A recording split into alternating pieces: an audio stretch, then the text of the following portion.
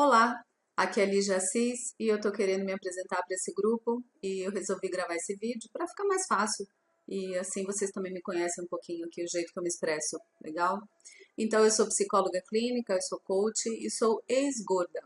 Eu sofri da obesidade por mais ou menos 20 anos da minha vida, hoje eu tenho 44 anos e aí quando foi no ano de 2006, eu estava aproximadamente com 34 anos, né? Ainda não estava casada, ainda não tinha filhos, eu resolvi emagrecer de uma forma diferente, procurando a ajuda de pessoas que fizeram esse trabalho que eu vou explicar um pouquinho agora do que é ampliar a consciência e poder aprender, reaprender a comer tudo que eu gosto, sem ter restrição alimentar, sem ter sofrimento, né, nas escolhas alimentares, porém reaprendendo a comer. O que comer, quando comer, quanto comer, até onde comer, aprender a identificar no meu corpo a saciedade, sabe? Identificar quando realmente eu estava sentindo fome ou era sede. Então, é todo um processo que realmente amplia a nossa consciência com as coisas de comer. E aí, eu tô querendo nesse vídeo explicar um pouquinho o que que é, o que que eu entendo, né, que é e que foi para mim, continua sendo, essa ampliação da consciência. Eu vou estar falando nesse aspecto da questão alimentar, tá? Então, ampliar a minha consciência. Consciência, né? Eu entendo que consciência é com conhecimento. Então, com todo o conhecimento que eu tenho, o que que eu faço com todo esse conhecimento? Se a gente for perguntar para uma pessoa que está sofrendo da obesidade, que está gorda e que já sofreu o efeito sanfona aí por algum período, e perguntar para ela o que que ela deveria fazer para emagrecer, se for perguntar isso, ela sabe dizer o que que ela tem que comer, o que que ela tem que fazer, o que que ela tem que deixar de comer, o que que está engordando ela, né?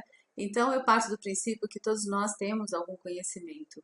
E a ampliação disso, nesse trabalho que eu fiz lá em 2006, então lá em 2006 eu emagreci 22 quilos no período de um ano, né? Como eu falei, de uma forma natural, sem tomar remédio, sem restrição alimentar, e eu reaprendi as coisas que eu gosto de comer, tá? Uma das coisas importantes que eu aprendi é o seguinte, é a gente aprender a saborear o alimento, né? Porque eu, quando era gorda, eu ficava beliscando o dia inteiro e comia muito rápido também.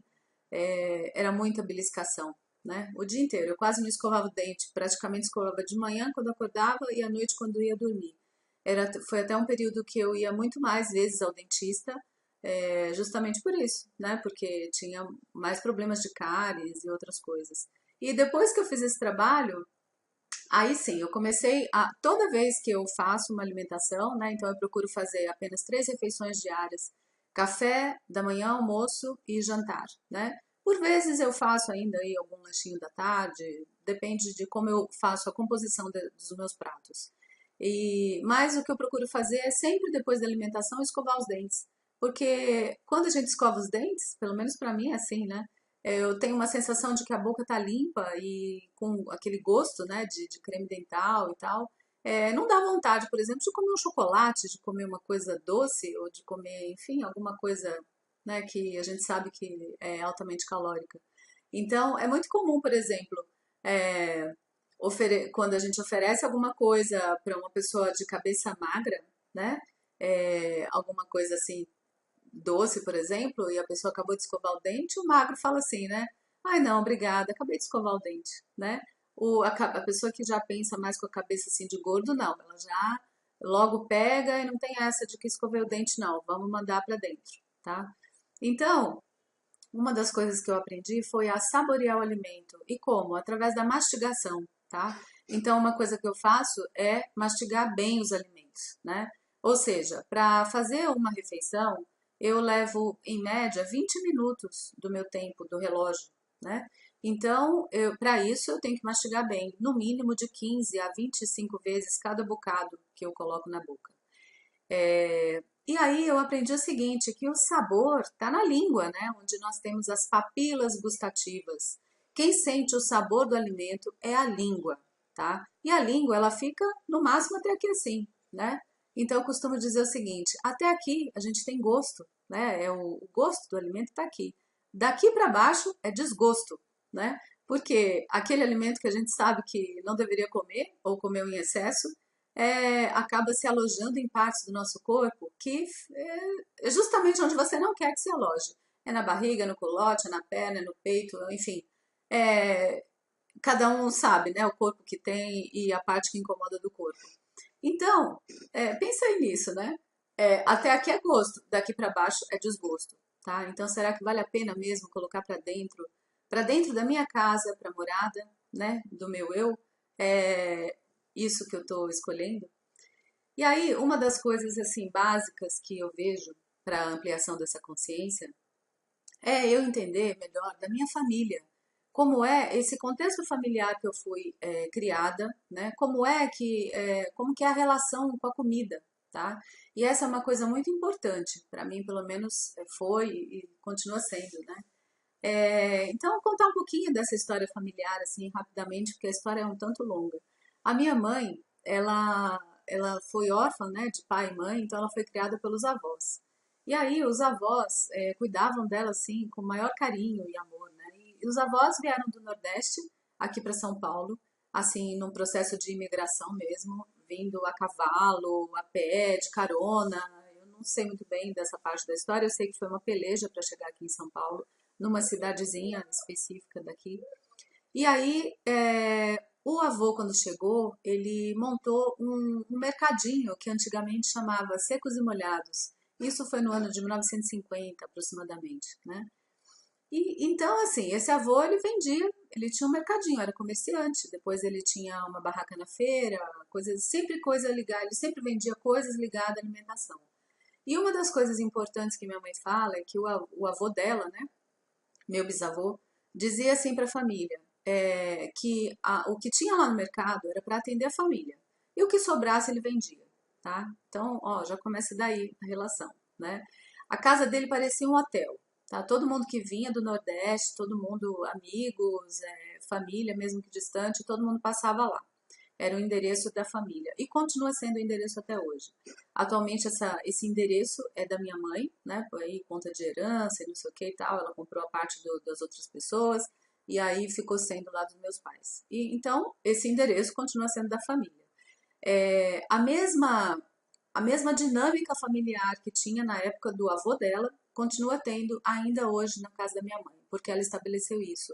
E ela simplesmente herdou o jeito que os avós funcionavam, que os tios funcionam, e instalou isso, né, na casa dela. Ou seja, é assim, ela cozinha muito, ela faz assim panelas enormes de comida. E atualmente não mora tanta gente na casa dela, né, para fazer tanta comida. Mas é tão interessante porque qualquer momento que a gente chega na casa da minha mãe, eu posso chegar lá com minha família, com amigos. Na época de adolescência, a gente não tinha horário para levar amigos em casa, a casa sempre cheia e sempre com muita comida. As pessoas sempre foram muito bem recebidas através da alimentação, né? E ela se sente muito honrada das pessoas falarem que a comida dela é uma delícia e etc e tal. Então, quando eu era criança, né, eu tenho mais três irmãos, somos quatro irmãos, ela foi morar numa cidadezinha lá, né, ela foi morar em Vitória do Espírito Santo, eu nasci lá, e lá ela, assim, ela criou os quatro filhos praticamente sozinha, o meu pai sempre trabalhou muito fora, sempre foi o provedor da casa, e mas sempre ausente nessa questão assim, né, do dia a dia, tá? Porque ele viajava muito. Então ela criou os filhos sozinha, né? E uma forma que ela sempre conduziu e faz isso até hoje, né? Então não sou eu que vou mudar esse jeito dela, é a questão da comida, tá? Ela sempre ofereceu muita comida pra gente, né? E naquela coisa de insistir mesmo, sabe? Come mais pouquinho, come desse, come daquele, uma variedade enorme. E muito doce, muito açúcar. Então, desde criança eu como muito açúcar, né? E aí, o açúcar até hoje é uma das coisas que eu mais gosto de comer, mas hoje eu não tenho mais tanta fissura assim, né? Como era antigamente. Exatamente porque eu revi o que tem realmente valor para mim, né? Então, eu entendendo todo esse contexto familiar, de como a minha mãe funciona, de como meus avós funcionavam, provavelmente os avós herdaram dos pais deles, dos avós deles, né? Então é uma herança praticamente genética, né? Eu chamo isso de transgeneralidade, tá? E não que eu chamo, né? Isso é o nome correto. Transgeneralidade é aquilo que a gente herda da família sem saber direito de quem, nem de onde, nem por quê, tá? Um exemplo que eu vejo hoje em mim e nos meus filhos é assim, quando eu pego um copo, geralmente eu estico o dedo, sabe? Pego o copo e estico o dedo, é automático. E não é frescura, é uma coisa automática, eu não, nem percebo, né? Muitas vezes meu marido até faz para mim como espelho, me imitando, que aí eu me dou conta, aí eu ponho o dedo de volta, né? E assim, os meus filhos fazem a mesma coisa quando vão pegar um copo, uma garrafinha para beber alguma coisa, né? Eles pegam e esticam o dedo, tá? E vendo na minha família, não sei quem que lá atrás fazia isso, avô, bisavô, não sei quem era, mas atualmente eu vejo que alguns primos, alguns tios fazem isso, algumas pessoas. Isso é um comportamento que veio lá de trás, eu não sei de quem, não sei de onde, não sei porquê, mas eu herdei de alguém, tá?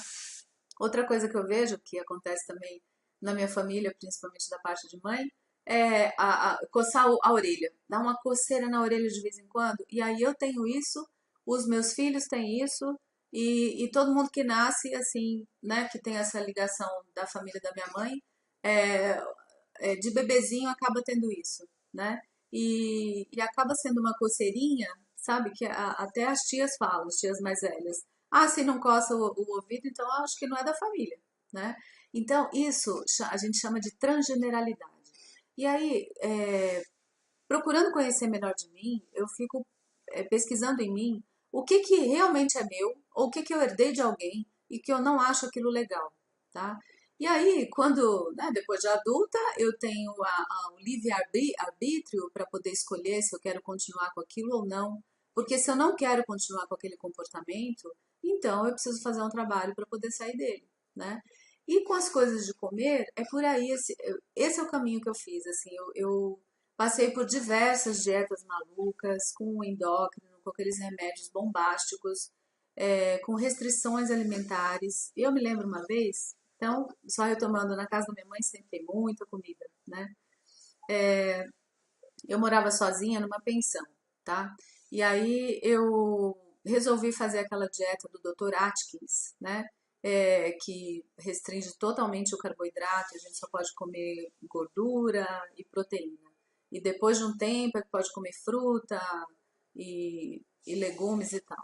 Inventei de fazer a tal dieta, e aí quando eu fui observar o meu armário, lá no quartinho que eu morava, tinha muito biscoito, muito, muito, muito, tá? Era assim, para uma pessoa que morava sozinha, né? Eram muitos biscoitos, assim, puro carboidrato e doce, né? Então, o que que eu fiz? Eu, como resolvi fazer aquela dieta, eu na época eu trabalhava numa instituição que tinha lá uma parte lá de um cafezinho e tal, e aí eu levei, doei tudo para a instituição, né? Falei, olha, toma isso aqui que eu não quero mais, nunca mais vou comer isso na minha vida, né? E comecei a fazer a tal dieta que eu não aguentei fazer mais do que 10 dias, tá? Nesses 10 dias eu emagreci mais ou menos uns 4 quilos, né? Que foi uma coisa assim, absurda de rápida. E para mim, pelo menos, né? Eu acho que foi. Então, o que aconteceu com aquela dieta que eu fiz maluca, né? Para mim é maluca, tá? Porque assim, comer ovo, bacon, sabe? Um monte de gordura. E no primeiro dia achei fantástico, no segundo também, no terceiro já mais ou menos, do quarto em diante já foi tudo forçado, né? E aí até que chegou um momento que eu falei, não, não aguento mais isso, tá? Por quê? O nosso corpo, eu vejo, né, que a gente precisa de todo tipo de alimento, sabe? A gente vive hoje numa época, então o nosso corpo, ele está adaptado ao local que a gente nasceu, ao local que a gente vive, a cultura, a alimentação daquele local, né? Então, por exemplo, como será a alimentação dos esquimós, né? É bem diferente da nossa, porque eles vivem em outro mundo, né? Diferente do nosso. Como que é a alimentação de quem está no Nordeste, de quem está no Norte do país, aqui do Brasil, de quem está no Sul, de quem está no Sudeste, são alimentações diferentes, porque cada região produz um determinado tipo de coisa que é típico daquela região, né? Assim como quem está na Europa, quem está no Japão, quem está na China, enfim, cada lugar tem as suas coisas típicas do lugar, né? Atualmente, a gente, com essa globalização, a gente pode comer de tudo, principalmente aqui em São Paulo, onde estou instalada hoje. Tem de tudo a todo momento, basta ter dinheiro para você poder é, conhecer o que quiser, né? Qualquer tipo de alimentação. Restaurante tailandês, restaurante chinês, restaurante japonês, tem de tudo aqui, né? Italiano e por aí, os nordestinos também, os do norte. Então, aqui a gente pode experimentar todos os sabores. Só que se a gente for ver no nosso dia a dia, na nossa panela aqui de casa, não é esse tipo de alimento que a gente vai fazer, né? Então, eu vejo que para mim o equilíbrio é a melhor coisa. O equilíbrio entre os tipos de alimento que eu tenho, tá? E poder comer realmente aquilo que eu gosto. Então, assim, quando eu fiz lá o trabalho em 2006, eu comia de tudo que eu gostava e que eu gosto, só não tudo de uma vez, né? Porque uma coisa é eu comer um brigadeiro que eu gosto, outra coisa é eu comer a bandeja toda, tá? Uma coisa é eu comer uma fatia de bolo, outra coisa é eu comer o bolo inteiro, sei lá, metade do bolo, né? Uma coisa é eu comer um bife, outra coisa é eu comer um boi, né? De uma vez. Então, em termos de quantidade, como que eu vou comer pouco? Mastigando, né? E é mastigando que eu aprendi a identificar o real sabor do alimento. Isso é muito interessante, tá? É, por exemplo, eu aprendi a comer, eu aprendi não, eu gosto hoje de comer chuchu porque eu fiz esse trabalho, né? No momento que eu fiquei uma boa quantidade de horas sem comer, ou seja, eu estava com fome, com vontade realmente de comer, eu falei, deixa eu comer esse chuchu, né? E sem tempero, sem nada. Gente, que delícia! O pessoal fala que chuchu não tem gosto de nada, né? Eu, eu não penso assim, não. O chuchu tem um sabor específico, tá? E que as pessoas acham que não tem gosto de nada. Por quê? Porque as papilas gustativas, né, a língua, ela tá treinada com outros sabores, tá? Então, outra coisa que eu já fiz também, que eu achei bem interessante, é poder ficar um tempo sem comer açúcar, né? Hoje em dia é difícil não comer açúcar porque a gente come muito alimento industrializado e em todo alimento industrializado tem algum açúcar, mesmo os alimentos salgados. Mas o açúcar de adição, né, de pegar o açúcar e colocar, né, num copo, ou enfim, de comer um doce e tal, eu fiquei um período sem comer açúcar. E foi muito interessante, porque depois, quando eu voltei a comer, tudo era muito doce, muito adocicado, né? E a partir disso eu comecei a comer as coisas menos doce, né? Então eu cozinho, né? Tem alguns pratos que eu faço que são bem especiais, assim, que algumas pessoas gostam muito. Um deles é o pudim de leite condensado, tá? E aí o que eu faço? Eu faço esse pudim, só que eu faço de uma outra forma, não usando o leite condensado, usando leite em pó integral e aí eu doso essa quantidade de açúcar, ou seja, o pudim ele fica com menos doce, menos açúcar, menos doce, fica mais saboroso, mais cremoso, né? E naturalmente dá vontade de comer mais, porque tá gostoso e tá menos doce, né? Então faz um super sucesso no grupo de amigos, no grupo de amigos que eu levo. O pessoal sempre elogia. Então, só que é isso, né? Se eu como uma fatia de pudim bem degustada na minha boca, não precisa de outra, tá? Essa é a grande sacada, né? Comer devagar. Comer devagar para reconhecer o sabor dos alimentos. A partir disso, o que acontece? Pelo menos, eu deixei de comer alguns alimentos que eu gostava muito. Existe uma coisa chamada churros, né? Não sei se vocês conhecem, mas é uma massa que ela é frita e depois, olha a coisa bombástica que é, né? É uma massa que ela é frita, depois passada no açúcar com a canela e por dentro vai um creme de alguma coisa, geralmente doce de leite. Aqui em São Paulo tem diversos sabores, né? Chocolate e por aí vai. Então, não faz muito tempo, acho que mais ou menos um ano, eu estava passeando com a minha família, minha sogra, e a gente viu uma barraca de churros. Eu falei, ah, vamos comer uns churros, né? Então vamos. Aí a gente comprou os churros e assim, eu dei uma mordida e mastiguei, engoli aquilo com muito sacrifício, porque ali estava numa situação difícil de não engolir aquilo, né? E eu falei, desculpa, não vou conseguir comer. E joguei fora. Aí meu marido falou, puxa, mas custou, sei lá, R$ 5. Eu falei, ah, pois é, mas é os R$ 5 mais bem investidos que eu já fiz, porque assim, a partir de hoje eu vejo que churros é uma coisa que eu não como nunca mais, né?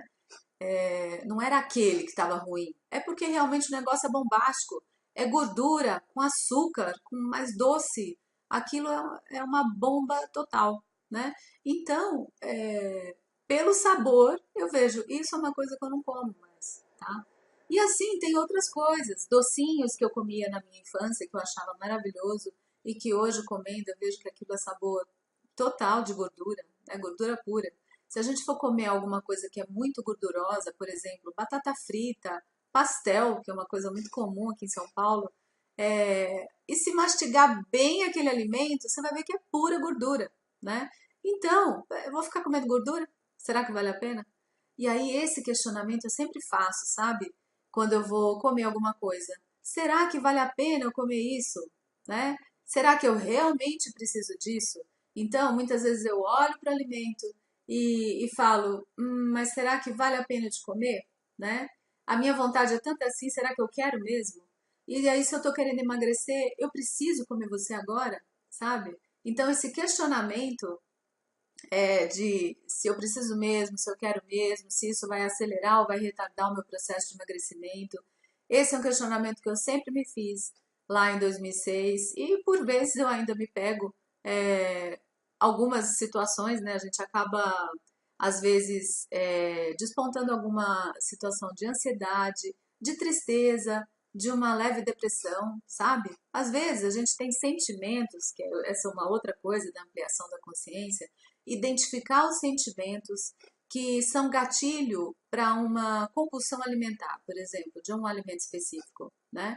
Então, se eu identifico que X coisa acontece na minha vida e isso me deixa ansiosa, e quando eu fico ansiosa eu quero comer uma caixa de bombom, por exemplo, então, o que que eu preciso resolver? É só mudar a minha alimentação? Não, eu preciso resolver a X coisa que está lá atrás, sabe? O que que é essa coisa? E que às vezes pode estar relacionado a questões familiares, questões afetivas, questões de trabalho. Então, muitas vezes uma compulsão alimentar, ela está ligada ao estilo de vida que eu estou tendo, às escolhas que eu estou tendo da minha vida, a que propósito de vida eu tenho na minha vida, tá? Ou seja, e acabo, né, buscando na comida. Então isso eu fazia muito, tá? Então comia porque estava ansiosa, comia porque estava feliz, comia porque estava triste, comia para comemorar, né? Ou comia porque estava em alguma coisa em falta. Então, ou seja, eu comia por tudo, né? E aí, será que essa é uma palavra também que eu hoje em dia eu não uso mais de comemorar, né? Eu troco por celebrar, tá? Algumas palavras eu também tirei do meu vocabulário, como por exemplo, perder peso. Eu não falo perder peso, eu falo eliminar. Eu perdi peso algumas vezes na minha vida e quem perde acha, né? Eu tive essa experiência de perder e achar algumas vezes. Então, desde 2006, eu falo, eu eliminei X quilos, tá? E eliminar é de uma vez por todas, para você não se lembrar mais daquilo, né? Então, eu emagreci em 2006, ainda estava solteira, né? Sem filhos, e aí eu fui ter o meu primeiro filho em 2012. Eu já estava com 40 anos. Eu tive uma gravidez super tranquila, normal, nasceu tudo bem, nasceu de cesárea, né, por outras questões. Mas foi tudo bem, não tive enjoo, não tive azia, não tive diabetes, não tive pressão alta, não tive nada disso. E com uma alimentação normal que eu tinha, né? Então, engordei a quantidade normal, um pouquinho a mais, tá, do que eu deveria, pelo meu peso, pela minha altura, uns 3 ou 4 quilos a mais. Os médicos pegavam no meu pé e tal, mas tudo bem. Depois, com o processo da amamentação, eu emagreci naturalmente. Então pensa, né? Eu levei 9 meses para poder engordar, gerar o filho e tudo mais e engordar. Então, eu também levei 9 meses, um pouquinho mais até, para emagrecer e voltar ao meu peso normal, tá? Depois, em 2014, eu tive o meu segundo filho e o mesmo processo, a mesma coisa. No segundo filho foi até mais fácil de emagrecer, né? Nesse período aí da amamentação. Mais ou menos em 8, 9 meses eu estava no meu peso já normal.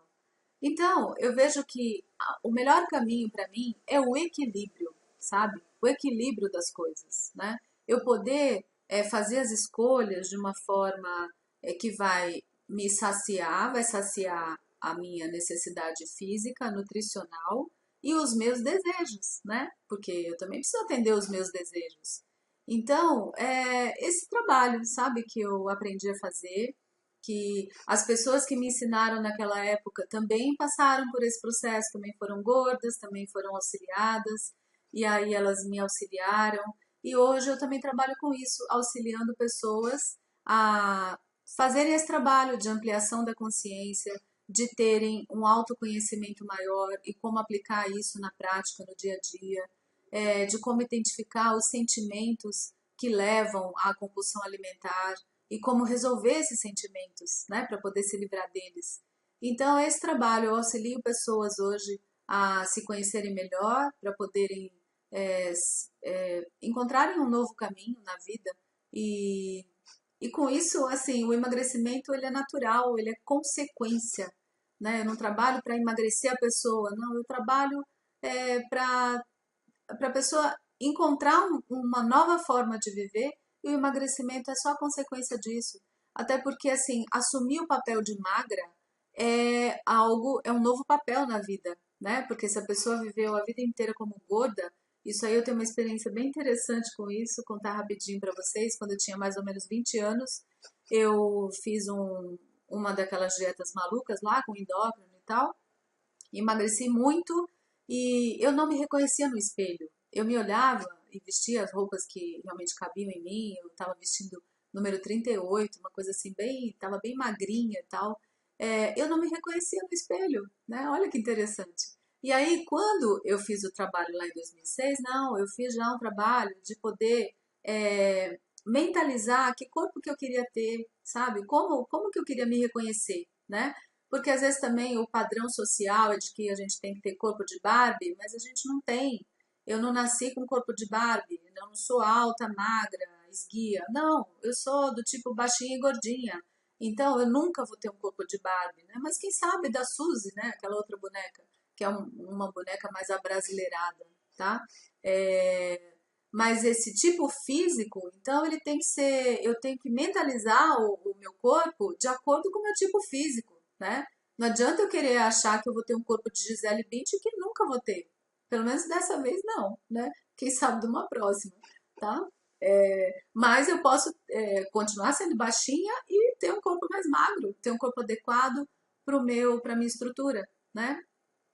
E aí foi isso que eu fiz. Então, emagrecer foi uma coisa tranquila, porque assim, quando eu me vi no corpo que eu queria chegar, pronto, me reconheci. Não foi difícil de eu me olhar no espelho e falar, puxa, sou eu, né? A Lígia que tá aqui, sabe?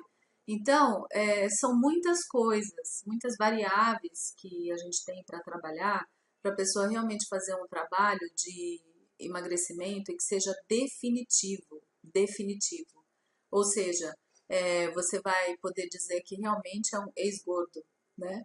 E eu trabalho com isso, tá? Quem quiser conversar diretamente comigo, quiser mais alguma dica, mais algum auxílio, se quiser conhecer os meus conteúdos virtuais, também eu tenho algumas coisas já publicadas aí no YouTube. O meu canal chama Lígia Assis, né? É só entrar lá e assistir os vídeos e se inscrever também, né? Para poder receber as novidades. É, e é isso, tem lá a fanpage também lá no Facebook, né? Então, minha fanpage chama Emagrecer é Consciência, tá? Você também pode ir lá, curtir a página. Tem uma outra fanpage também chamada Consultório de Psicologia, né?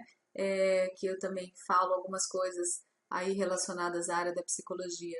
E eu vejo que emagrecer está totalmente ligado a essa parte dos sentimentos, né? Porque a alimentação está totalmente ligada aos nossos sentimentos. E agora pensa aí, como é que é a sua história, né? O que que você precisa reconhecer na sua história familiar, na sua história de vida, para poder hoje ter um entendimento melhor e sim fazer novas escolhas sem ter que sofrer, tá? Esse é um convite aí para você refletir também. E é isso, falei um tanto e espero que você tenha chegado aqui até o final, tá? E para quem chegou, um grande abraço, um abração mesmo. E a gente se vê aí nesse mundo virtual, aqui pelo grupo, enfim. Eu estou totalmente aberta aí para a gente poder se falar, tá bom? Um grande abraço.